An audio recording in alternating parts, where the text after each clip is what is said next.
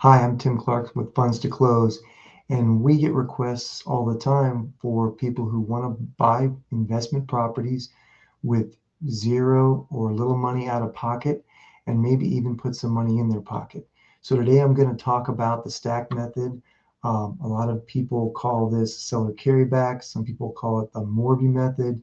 Whatever you call it, it's all the same thing. And I'm going to explain it to you today. So I have some diagrams I'm going to share with you. Um, yeah, if this looks a little complicated to you, that's okay. Most people are confused about how the money flows. So I'm going to explain this to you. The first thing that you would need to do to be able to buy a property for zero down is you would need to speak to a seller, have a seller who has enough equity to carry back that they could cover the down payment, closing costs and fees, and you would want to get a LOI, a letter of intent signed by that seller, agreeing to whatever sales price and the other details in terms of the seller carryback. Once you have a signed LOI, you can go to step 2 over here.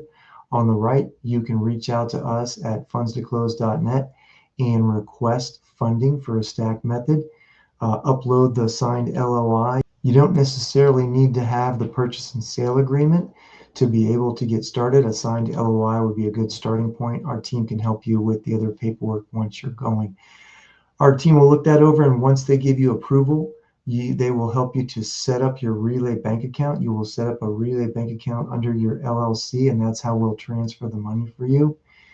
The next step would be working with our TCs and trying to get that DSCR loan approved. You're going to need some kind of a new loan in place.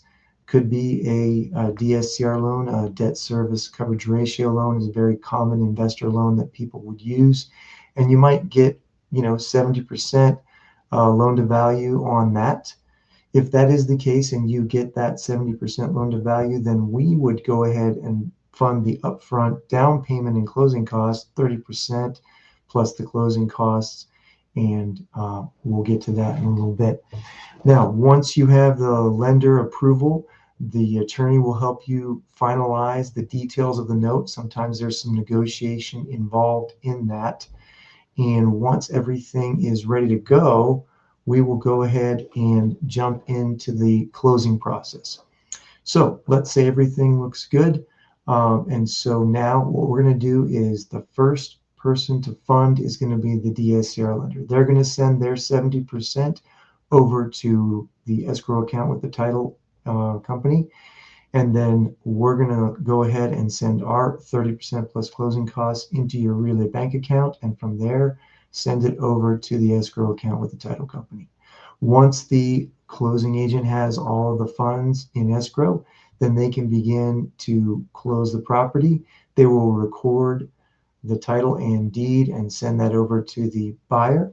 They will send the 60% over to the seller, and then the seller has already in advance agreed to send 40% of their proceeds over to our attorney. That's the first closing. The first closing is done, and then we get to the final closing where the attorney does their work. They go ahead and record the note and send that over to the seller, and the seller will get their payment for their 35% over time. We would get our down payment, closing costs, and our small fee would come back to us from the attorney.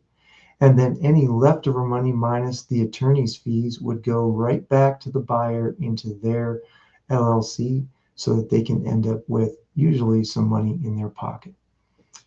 So again, I know it looks a little bit confusing, but once you understand the flow of the money, it makes sense.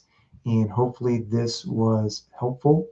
If you do have a motivated seller and you want to purchase a property for zero down, don't hesitate to reach out to us.